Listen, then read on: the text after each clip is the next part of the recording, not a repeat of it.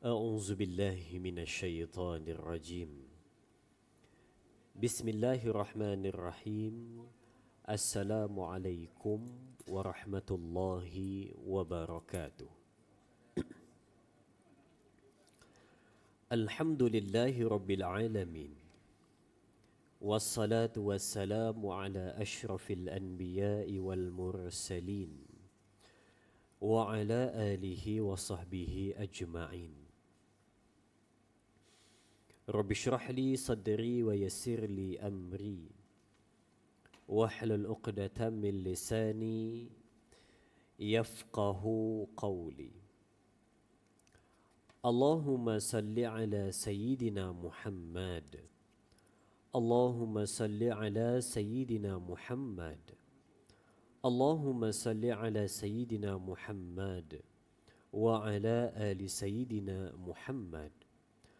لا حول ولا قوة إلا بالله العلي العظيم. وبعد الحمد لله. Pertama dan selamanya syukur pada Allah Subhanahu wa taala. Yang saya hormati dan dikasihi tuan-tuan yang hadir pada zuhur ataupun tengah hari Jumaat ini. Mudah-mudahan pertemuan kita dirahmati dan diberkati oleh Allah Subhanahu wa taala.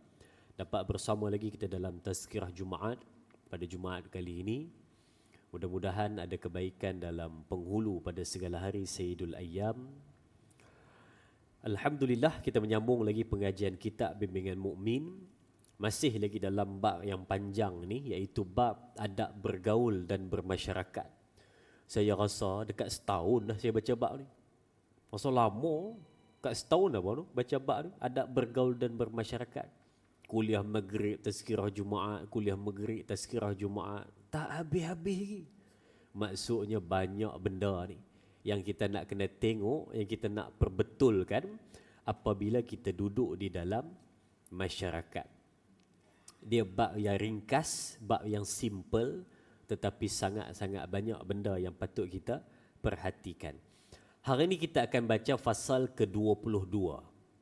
Fasal ke-22 pada bab adab bergaul dan bermasyarakat, kitab Bimbingan Mukmin muka surat 314, iaitu membicarakan apabila diberi ujian dengan perbuatan orang yang sengaja berbuat jahat terhadapnya, hendaklah orang itu dilayani dengan sebaiknya serta dijaga agar ia tidak melakukan kejahatan lagi. Jadi, ni satu perihal yang kita nak tengok. Kalau kita ni dijahati, atau kita jumpa dengan orang jahat, ataupun kita jumpa dengan orang jahat yang sudah bertaubat. Jadi macam mana kita nak jaga mereka ni yang duduk dalam masyarakat supaya mereka tidak kembali buat kejahatan lama. Sebab dia kata, ya, saya nak berubah jadi baik, saya nak berhijrah jadi baik, tapi orang layan saya sama je, dia kata. Orang layan saya lebih kurang je macam saya ni, buat jahat macam dulu ya. Tak ada orang nak support pun, tak ada orang nak bagi galakan pun, maka dia berubah kembali menjadi manusia yang jahat. Sebab tu kata ulama, kadang-kadang orang ni dia buat benda jahat, bukan dia nak buat benda jahat. Kadang-kadang ada beberapa sebab. Yang pertama, dia terpaksa buat jahat. Yang kedua, dia pernah dijahati dan dia ni nak menjahati balik. Maksud dia balas dendam. Dan yang ketiga, ada pula orang yang dia ni dulu pernah buat jahat, lepas tu bila mana dia ni nak kembali jadi baik, maka orang pula menjahati dia. Maksudnya orang duk sebut-sebut lagi benda jahat yang dia buat dulu. Sudahlah. Kawan dah taubat, kawan dah jadi baik, kawan dah buat benda elok, dah taubat dah kawan, tak mau buat. Tiba-tiba dia sebut-sebut lagi seumpama mana orang tu masih lagi buat kejahatan tersebut. Maka dia pun rasa down, rasa malu. Lah kali nak berubah tak jadi berubah kerana hasil mulut-mulut jahat manusia. Baik. Maka sebahagian ulama mengatakan, ikhlas dalam pergaulanmu dengan sesama Muslim. Gaulilah orang yang jahat dengan akhlak yang baik dan layanan yang baik. Kerana sesungguhnya mereka yang jahat itu akan suka pada akhlak yang baik serta layanan yang baik. Pengarang pesan nombor 1 dia kata, ada ulama menyatakan, kalau kita ni bergaul dengan orang, nombor 1 sekali hak paling penting adalah keikhlasan. Jangan bergaul dengan orang kerana ada sebab. Jangan bergaul dengan orang ni baik kawan dengan kawan ni kerana nak projek. Baik bergaul dengan kawan ni kerana apa? Kerana dia orang kaya, dia orang mewah, dia orang berpengaruh, dia orang berharta. Kita kena kawan baik dengan dia. Tapi orang ni tak ada apa selain sepinggang, hidup biasa-biasa. Kawan tidak, senyum tidak, bagi salam tidak, baik pun tidak. Maka kawan dengan semua orang ni pastikan ikhlas. Membina hubungan silaturahim, jaga silaturahim, nak jaga masyarakat kerana Allah pesan pada kita supaya jaga hubungan dengan manusia. Maka ni satu, ikhlas berkawan dengan orang. Dan nombor 2, dia pesan, dia kata, kalau bergaul dengan orang yang jahat dengan kamu, maka gaulilah mereka dengan akhlak yang baik dan layanan yang baik. Kita pun mula fikir, kita kata dia jahat dengan saya, kenapa pula saya nak layan dia baik-baik? Dia punya perangai teruk dengan saya, dia fitnah saya, dia umpat saya, dia maki saya, dia caci saya. Tiba-tiba adakah saya nak layan dia dengan baik? Oh, tak ada, dia kata. Sorry nak layan baik, dia kata. Dia buat jahat dengan saya pula nak buat baik dengan dia. Oh. Tuan-tuan ingat ada dalam surah Ar-Ra'du ayat 22. Kalau saya salah tolong perbetul. Kan dipesan pada kita di antara tanda-tanda manusia baik tu yang dapat ulaika lahum uqbaddar, sebaik-baik tempat kembali tu. Di antaranya adalah orang yang disebutkan nombor 4, yakni manusia yang membalas kejahatan dengan kebaikan. Dia balas kejahatan dengan kebaikan. Orang buat jahat pada dia teruk, tapi dia tetap balas benda baik. Dulu orang tu fitnah dia daripada dia pangkat tinggi dalam company sampai kena buang kawan. Tapi bila mana kawan ni minta maaf pada dia okey. Dia maafkan dengan hati terbuka, dia tak ada simpan-simpan dendam, dia tolong lagi orang tu ada. Dia tolong lagi ada. Tak ada pun dia sebut, dulu hang jahati aku, sekarang giliran aku pula nak jahati kamu. Tuan-tuan biasa baca surah Yasin sampai pada ayat 24 hingga ayat 29. Surah Yasin ayat 24 sampai ayat 29. Allah cerita tentang satu orang laki-laki. Dia ni sahabat Nabi, tapi pengislaman dia hanya beberapa tahun saja. Dan yang paling dahsyat sekali adalah awal-awal dia peluk Islam ni, dia sembunyikan keislaman dia. Dia sembunyikan. Dia sembunyikan keislaman dia. Dia tak bagi tahu.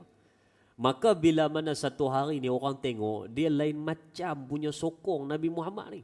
Bila Nabi Muhammad berdakwah, dia support, dia sokong, dia membenarkan. Lah sekali kantoi, rupa-rupa dia dah peluk Islam. Bila dah kantoi, semua orang tahulah apa jadi. Maka dia dibunuh oleh kafir Quraisy. Dia dibunuh. Nama dia adalah Habib An-Najjar. Cerita dia dalam surah Yasin.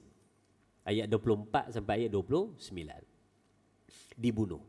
Bila mana dibunuh, maka diceritakan dia ni dibentangkan dengan nikmat-nikmat di alam kubur yang sangat dahsyat. Sampaikan dia ni diriwayatkan di situ pada huraian, pada riwayat diceritakan, dia ni pernah menyatakan pada malaikat dia nak balik ke dunia sebab dia nak bagi tahu pada orang-orang yang tak mau dengar apa dia cakap tu masa dia dah support Nabi, dia dah peluk Islam. Bila mana orang dah tahu dia peluk Islam, dia terus nak berdakwah. Bila mana dia ajak orang buat benda baik, mereka ni malas dengar, bunuh, selesai. Bila mana dia ni dah dapat rasa nikmat, dia kata, boleh tak saya ni nak minta balik saya ni? Dia kata apa tau? Nak bagi tahu pada mereka yang masih ada di dunia, nak bagi tahu supaya buat benda baik. Kalau kita fikir balik, dia ni dizalimi teruk. Zalim teruk.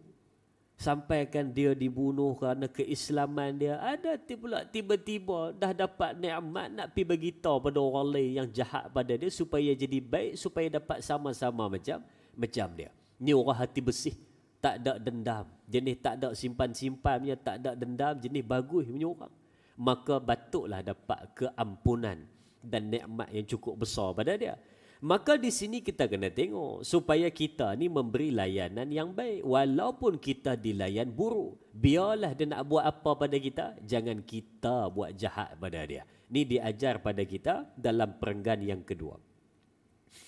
Seterusnya sahabat Nabi namanya adalah Abu Darda. Abu Darda ni di antara sahabat Nabi yang juga peluk Islam. Cerita dia lebih kurang macam cerita Nabi Ibrahim alaihissalam apabila dia nak peluk Islam. Nama Abu Darda, isteri dia nama Ummu Darda. Dia ni ada satu orang sepupu.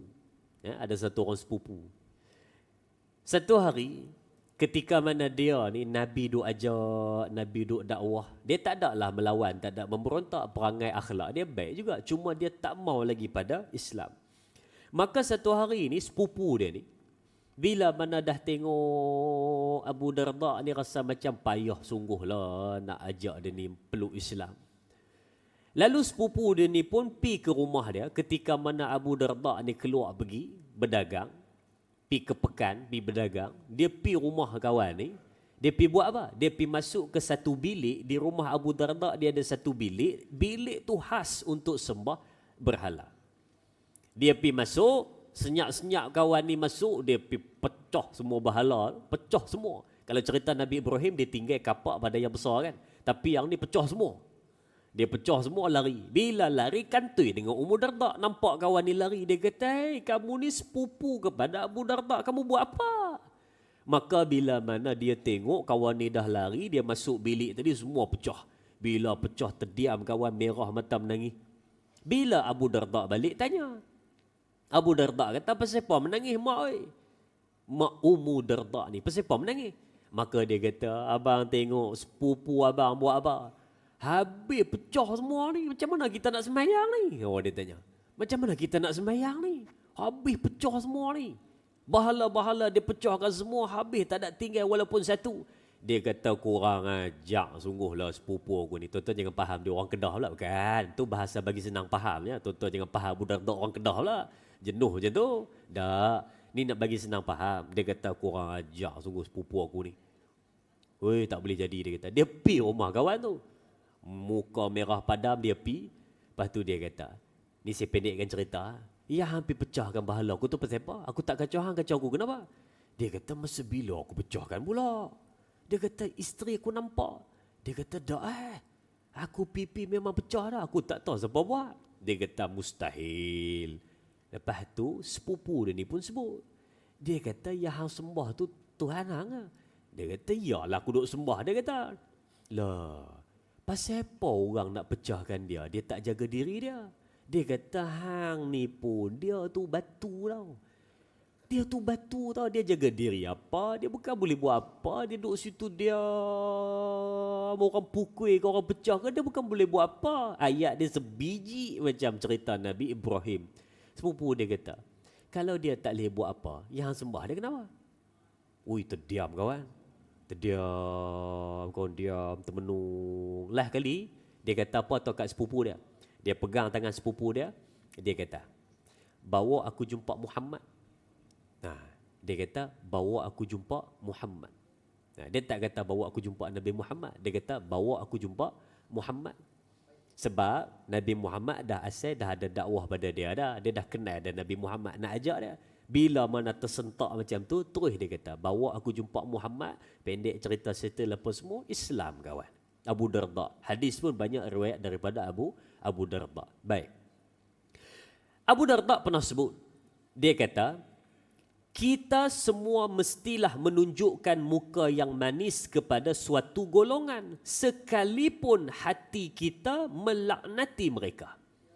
Dia kata, walaupun kita ni tak suka orang, jangan tunjuk muka tak suka tu pada orang tersebut. Walaupun hati kita ni tak berapa berkenan pada orang tu, jangan tunjuk. Tuan-tuan jangan salah faham pula. Dia kata, oi, buat apa saya nak jadi munafik? Dia kata, kalau saya tak suka, saya cakap, munafik pula dah. Apa? Apa tu? Hipokrit. Oh, hipokrit, munafik jauh sangat. Saya buat apa saya nak jadi hipokrit? Dia kata, kalau saya tak suka, saya cakap saya tak suka. Kalau saya suka, saya cakap saya suka. Kalau saya tak suka, muka saya memang akan menunjukkan yang saya ni tak suka. Buat apa saya nak tipu? Dia kata, wah, betul. Kamu tak nak jadi hipokrit, kamu tak nak jadi orang yang bermuka-muka. Betul. Tapi ini dua benda yang berbeza. Kalau kamu tak suka, baik jumpa dengan dia cakap, tuan, minta maaf, saya ni ada benda yang saya tak berapa gemar pada tuan ni. Tapi bukanlah saya benci ke apa, tapi benda ni tak berapa cantik lah. Saya tak suka, mungkin orang lain pun tak apa suka. Tuan ni serba-serbi semua cantik. Muka cantik, pakaian cantik, suara sedap. Tapi satu ya, tuan ni bercakap jenis tak ada lapik punya. Jenis bercakap kasar, kadang mencarut, kadang lucah semua keluar.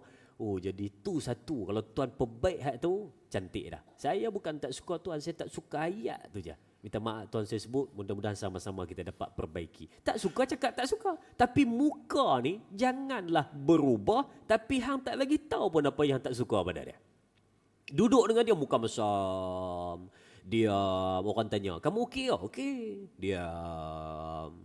Apa ni, ada masalah ke? Apa yang tak kena pada aku ni? Okey, tak ada masalah. Diam. Muka berubah, orang tak tahu apa jadi, orang pun tak tahu nak selesaikan macam mana. Sebab tu kata Abu Darda, jangan tunjuk muka buruk kepada satu-satu golongan walaupun kamu tak suka pada dia.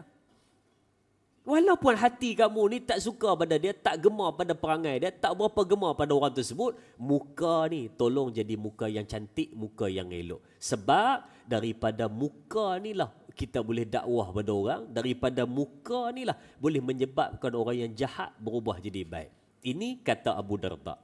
Demikian pula maksud daripada bergaul secara baik dengan orang yang ditakuti kerana perbuatan jahatnya. Firman Allah Subhanahu wa taala dalam surah Al-Mu'minun ayat 96. Apa kata Allah? Mafhumnya, tolaklah kejahatan yang dilakukan kepada kamu dengan cara yang sebaik-baiknya. Ada orang buat jahat pada kita, maka fikir balik. Dia maki kita. Kalau kita maki balik, apa jadi? Dia tumbuk kita. Kalau kita tumbuk balik, apa jadi? Dia fitnah kita. Kalau kita fitnah balik, apa jadi? Sebab tu pernah dikatakan dalam satu bab berkenaan dengan mencela ibu bapa sendiri. Ni saya lari sikit tapi saya tarik balik nanti. Mencela ibu bapa sendiri. Pernah Nabi tanya kepada satu orang sahabat. Nabi kata, kamu tahu tak anak dahaka ni macam mana? Kata Rasulullah, di antara anak derhaka ni adalah apabila dia mengutuk, memaki caci, dia ngutuk mak ayah orang lain. Kutuk mak ayah orang lain ataupun kutuk keluarga orang lain. Dia nampak mak ayah orang, dia kutuk. Maka kata Rasulullah, ini anak derhaka. Lepas tu ditanyalah, apa dahaka pula? Dia kutuk ataupun dia cakap pasal mak ayah orang lain. Apa kena-mengena dia derhaka dengan mak dan ayah dia? Kata Rasulullah, bukankah kalau kamu kutuk mak ayah orang lain itu juga akan kutuk mak ayah kamu? Dia akan balas balik. Maka kerana kamu, mak ayah kamu dikutuk. Saya ulang, dia kata kerana kamu, mak ayah kamu akan dikutuk. Apa kaitan dengan saya nak sebut tadi? Satu ya, iaitu cuba kita fikir balik. Kalau orang kutuk kita dan kita diam, lepas tu kita balas balik kutuk, maka orang yang tengok kita dua ni bergaduh, nampak dua-dua sama jahat. Aku kutuk hang, hang kutuk aku. Aku kutuk hang, hang kutuk aku. Dua-dua nampak jahat dan dua-dua jadi berapi. Tapi kalau seorang ni dia kutuk, hak ni diam. Yang ni kutuk lagi, diam. Yang ni kutuk lagi, diam. Mesti ada yang kata, oi, saya diam kalah. Saya tak boleh macam ni, kalah saya. Siapa yang dijahati dengan lisan, maka dia diam. Dia bukan kalah, tetapi dialah orang yang kuat. Sebab apa? Sebab dia tahu dan dia fikir. kalau nak bercakap dengan orang yang sedang buruk percakapan dia, bukan pada ketika itu dibalas, tetapi setelah habis dia bercakap, barulah tuan-tuan cakap. Sebab tu kalau dalam psikologi, dia bagi tahu, kalau tuan-tuan nak patahkan orang yang jenis kutuk kita ni senang ya. Dia kutuk kita, boom, boom, boom, dia bagi kan. Maka, selesai dia bercakap, tuan-tuan tatap mata dia tajam, hitam ke hitam, tajam, tatap. Lepas tu tuan-tuan tanya satu ayat je pada dia. Awak okey? Tanya tu orang tu automatik akan berubah. Dia bercakap, berubah, dia kutuk kita. Tiba-tiba kita tengok muka dia, kita tanya, awak okey? Lepas tu dia akan macam, ai, apa dia tanya aku okey ke tak? Tuan-tuan akan buat dia tak boleh tidur malam. Tak percaya cuba buat. Ada orang kutuk kita, ada orang maki kita, ada orang gurau lebih kurang dengan kita. Lepas tu kita diam, tengok muka dia tak berkelip tajam, tak kita tanya, awak okey ke? Lepas tu dia akan tersentak. Sebab memang di antara teknik nak mematahkan orang yang mengutuk kita ni, salah satu dia yang tu. Tengok muka dia tanya, okey ataupun tidak. Hanya yang tu ya akan menyebabkan dia tak boleh tidur malam. Dia duduk fikir. Ataupun lagi satu, ni saya cerita kongsi. Dia ada banyak, dia ada 18 kalau saya tak silap saya baca cara nak mematahkan orang yang jenis ego di depan kita. Ada lagi satu, kalau tuan-tuan ni berhadapan dengan orang yang suka maki kita, suka kutuk kita, lepas tu jenis kalau gurau pun gurau kasar, tuan-tuan keluarkan satu ayat dia. Sama macam tadi, tatap matanya, lihat wajahnya, diam sejenak lebih kurang dalam 4 ke 5 saat, diam, tenung, lepas tu tuan-tuan sebut, betul lah apanya orang cakap pasal kamu. Dia tak boleh tidur malamnya. Balik tu dia fikir, orang sebut apa pasal aku? Padahal orang tak sebut apa pun. Dia apa dia orang sebut pasal aku? Sudah. Kalau tuan-tuan sini tuan-tuan kata, tengok dia lain macam tuan-tuan sebut. Betul lah. Apa orang surau cakap pasal kamu tu betul lah. Lepas tu tuan-tuan balik, Assalamualaikum, saya balik dulu. Dia lepas tuan-tuan balik tu dia fikir, apa orang surau sebut pasal aku? Sudah. Apa benda yang aku tak tahu orang surau dia sebut pasal aku ni? Sudah. Aku biasa main surau nampak okey, rupa-rupa dia patah pasal aku. Dia patah pasal apa? Asalnya dia nak bagi kita tak tenteram. Rupa-rupa kita sebut hanya satu perkataan, dia tak tenteram balik. Kita balik rumah tenang makan nasi kukus sebelah surau. Depan tu ada nasi kukus sebelah surau. Baru saya perasan, banyak kali main. Nama dia nasi kukus sebelah surau. Dia punya panjang nama. Tapi tuan-tuan boleh try beli tengok kan. Saya baru perasan, lama dah kot. Cuma baru tukar nama depan. Kita relax, dia boleh jadi tak relax. Sebab tu tenang. Menghadapi manusia yang jahat dengan kita ni, tenang. Manusia ni jahat macam-macam jenis. Ada manusia yang jahat, ada yang buat-buat jahat, ada yang jahat betul-betul, ada yang betul-betul menjahati. Banyak jenis. Jadi tuan-tuan kena siap berhadapan dengan semua jenis manusia. Di antara doa yang kita kena baca kalau berhadapan dengan pelbagai jenis manusia jahat adalah Bismillahilladzi la yadurru ma'asmihi syai'un fil ardi wala fis sama'i wa huwas sami'un alim. Tuan-tuan saya cerita satu benda boleh? Tapi tuan-tuan jangan cerita ke orang lain. Jadi cerita orang lain pula. Ada satu hari tu kan, lama dah lah, saya ceramah di satu surau. Saya kuliah maghrib. Seram, terkejut. Saya ceramah di satu surau. Ceramah punya ceramah kan. Saya ceramah bab ni, imam. 10 sifat yang perlu ada pada imam. Tu saya sebutlah. Di antaranya, poin yang kedua adalah imam mempercantikkan bacaannya. Lepas tu saya ulas, saya kata cantikkan bacaan. Lepas tu kalau boleh fahami makna dia, cantikkan bacaan, alunan tu, level nada suara nak baca apa semua. Makmum sedap duduk belakang kata. Tiba-tiba, ni cerita betul tak bohong ni. Tiba-tiba ada satu orang laki-laki. Dia masuk, lepas tu dia tenung saya tajam. Dia tenung tajam kan. Lepas tu dia angkat tangan, dia kata, saya nak tanya soalan sikit boleh? Saya kata sudah. Saya kata boleh, silakan. Dia kata, antara imam yang pelat dengan imam yang faham makna, mana lagi baik? Saya dalam hati saya kata, ini soalan senang. Saya teruslah jawab. Saya kata, yang faham makna lah lagi baik. Memang terang-terang jawapan dia tu kan. Yang faham makna lagi baik, saya kata. Lepas tu dia kata, baik, terima kasih. Dia pun pergi belakang, pakai jubah putih dia semayang. Habis dia semayang, doa lama kat tinggi. Saya kata, sihat tak sihat ni? Lepas tu, bangun pula. Tak lama bangun pula. Dia bangun mai ke depan pula. Ustaz, satu soalan lagi, Ustaz. Wah, saya kata dia macam ni. Dia macam saya kata ni. Saya kata, sebab boleh tak kalau soalan tu saya ambil sebelum saya tutup? Saya kata, masa lepas kesimpulan, saya buka soalan tu, tuan tanya. Dia kata, baik, boleh. Saya kata, sudah, dia tunggu juga. Aku ingat dia nak balik, dia tunggu. Dia tunggu nama dia ke kiri, ke kanan, ke kiri, ke kanan, dia berjalan. Jalan. Oi, saya kata lain macam ni orang ni. Lepas tu, habis saya tu, dekat isyak dah, saya sebutlah sebagai kesimpulannya tuan-tuan, bla bla bla bla, habis kesimpulan, dia mai tuntut janji. Dia kata, Ustaz, saya nak tanya soalan. Saya kata, Allahu Akbar tuan, saya nak balik cepat. Boleh tak kalau tuan tanya di luar lepas mayang isyak? Oi kawan, dah 2 kali tak bagi tanya. Berangin kawan. Dia terus balun. Dia kata, Ustaz kalau tak bagi saya tanya cakap. Ui, saya kata, wow. Tak, kalau tak bagi saya tanya cakap. Kalau tak mau dengar soalan saya cakap. Oh, saya kata, sudah apa salah aku ni? Sebab kita seram nak bagi dia tanya, takut soalan lain macam. Jadi saya kata, lepas tu dia marah. Dia marah, dia duduk belakang, dia duduk itu. Saya kata kita semayang tu, duduk. Saya masuk dalam soal lepas Imam Bilal qamat, dia duduk belakang. Dia tengok saya macam tu. Saya nak angkat takbir, dia tengok belakang tu. Dia tengok. Ni cerita betul tak bohong ni. Tuan-tuan tahu tak? Biasanya sebelum saya angkat takbir, kita baca Qul a'udzu birabbinas ya.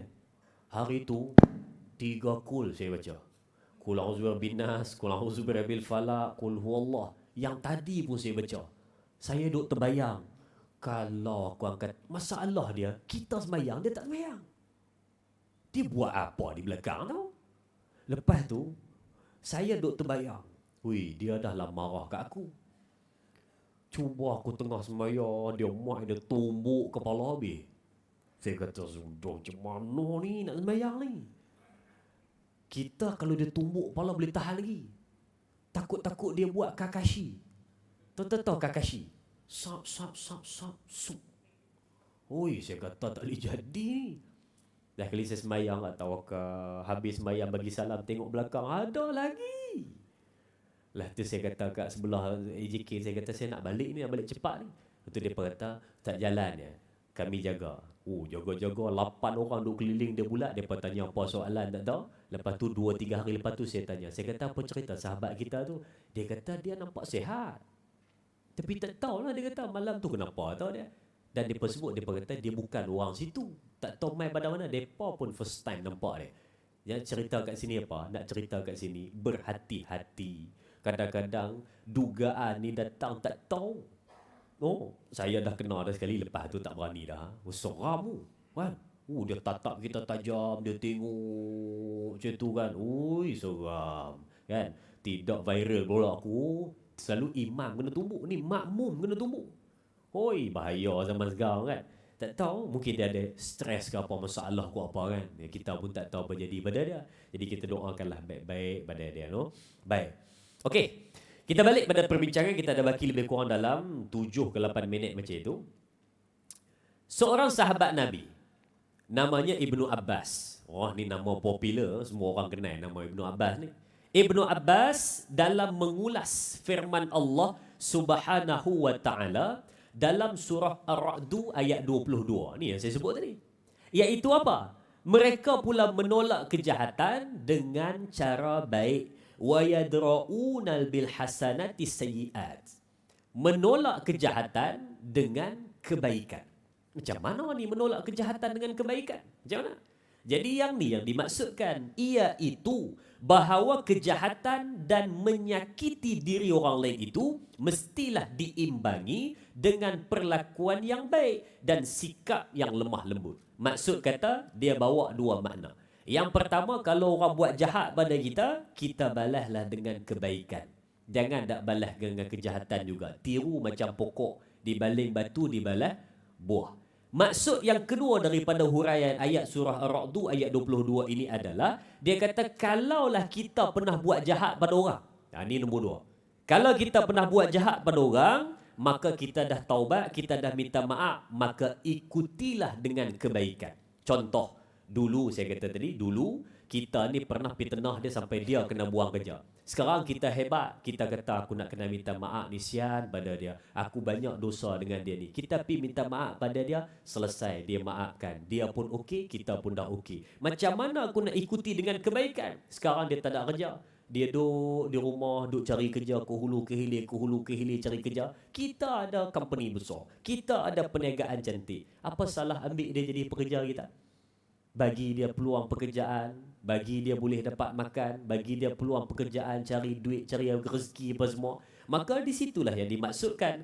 Kita dah buat jahat pada dia, maka ikutilah selepas itu dengan kebaikan-kebaikan supaya dapat mengimbangi kejahatan yang kita dah pernah buat kepada dia pada satu masa dahulu. Jadi oleh itu, disebutkan kat sini, kalaupun kita tak boleh buat satu benda yang baik besar, paling sikit pun bersikaplah baik dan berlemah lembut dengan dia. Kalau dulu kita kasar dengan dia, sekarang dah okey. Kalau dulu kita garang dengan dia, tinggi suara, cakap buruk, maka sekarang sudah pun berlemah lembut. Maka kalau tak boleh tolong dengan benda yang besar-besar, maka cukuplah sekadar baik budi pekerti dan lemah lembut dalam sikap. Baik. Seterusnya, disambung dalam satu peringatan, iaitu kata Ibnu Abbas, maka disambung pula. Ia berkata, yakni dalam jalan menggembirakan, memberi peringatan, perasaan malu dan lemah lembut. Sayyidatina Aisyah radhiyallahu anha bercerita bahawa pada suatu hari ada seorang laki-laki meminta izin kepada Rasulullah sallallahu alaihi wasallam untuk menemuinya. Nak jumpa dengan Rasulullah. Baginda Nabi SAW izinkanlah ia masuk, tetapi ia sebenarnya adalah seburuk-buruk manusia untuk diajak bergaul. Siapa dia ni? Setelah ia masuk, lalu Rasulullah SAW menunjukkan sikap lemah lembut serta ramah tamah, sehingga ia mengira bahawa dirinya mempunyai kedudukan yang istimewa di sisi baginda. Ketika orang itu keluar, lalu saya bertanya kepada baginda, yakni Sayyidatina Aisyah bertanya kepada baginda, bukankah sebelum ia masuk tadi Tuan mengatakan betapa buruk perangainya, tetapi setelah masuk ke dalam Tuan memperlakukan ia dengan cara yang paling baik sekali.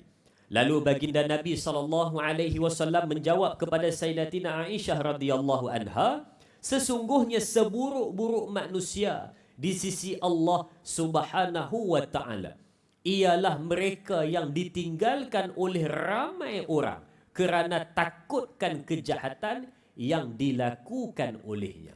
Diriwayatkan oleh Imam Bukhari dan juga Imam Muslim. Tuan-tuan kalau dapat faham secara ringkas apa yang dalam cerita ni, saya compilekan dalam tempoh 2 ke 3 minit. Sahabat ni datang rumah Nabi. Nabi sebut pada Sayyidatina Aisyah kata si fulan ni datang.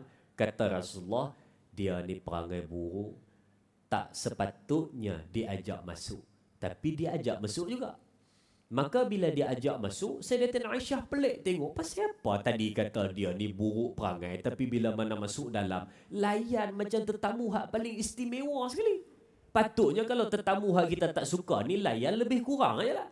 Nyembang tak apa nyembang, minum tak apa minum, makan tak apa makan, siap suruh balik siap suruh balik sebab tak selesa.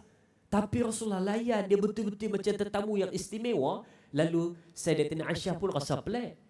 Sayyidatina Aisyah habis je orang tu balik, Sayyidatina Aisyah tanya, tadi Rasulullah kata dia ni buruk perangai, tapi bila mana dia masuk dalam, Rasulullah layan dia sehabis baik. Kata Rasulullah, ingat, seburuk-buruk orang, seburuk-buruk manusia ataupun orang di sisi Allah Subhanahu wa ta'ala adalah mereka yang ditinggalkan oleh orang ramai kerana takut akan kejahatannya. Siapa dia tu? Ya, ni lelaki tadi. Dia kata memang dia buruk. Dia ditinggalkan oleh orang ramai kerana orang tak suka pada dia. Tapi dalam masa yang sama, kalau semua meninggalkan dia, siapa yang nak perbetulkan kejahatan dia? Dah kawan ni jahat, semua orang tak mau kawan dengan dia. Tinggalkan dia, jauhkan diri pada dia, jauhkan diri pada dia. Habis siapa yang nak perbetulkan dia? Maka seburuk-buruk manusia itu akan terpalit kepada dua manusia. Yang pertama adalah manusia yang tadi dan juga manusia yang meninggalkan manusia yang membuat kejahatan. Membenci adalah pada kejahatan, bukan orang yang buat kejahatan. Tonton tinggal dia. Biar depa geng tak mau semayang, biar ke depa padan muka ke depa. Habis apa nak nasihat dia? Kita jangan kawan dengan dia. Dia jenis jahat, jenis perangai tak elok. Abaikan dia, jangan kawan dengan dia. Habis semua tak mau kawan dengan dia, siapa nak tegur dia? Adakah dia boleh berubah senang-senang seorang diri? Boleh, tapi payah.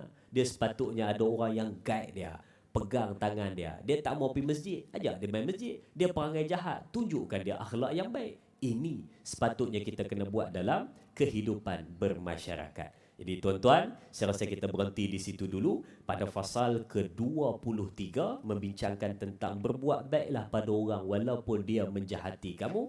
Dan kalau ada rezeki kita jumpa pada fasal ke-23 pada membicarakan hendaklah bergaul dan bercampur dengan fakir miskin serta berbuat baik kepada anak-anak yatim. Ini kita akan sambung pada perjumpaan yang akan datang. Wallahu a'lam. Jumpa lagi. Salam Jumaat. Assalamualaikum warahmatullahi wabarakatuh.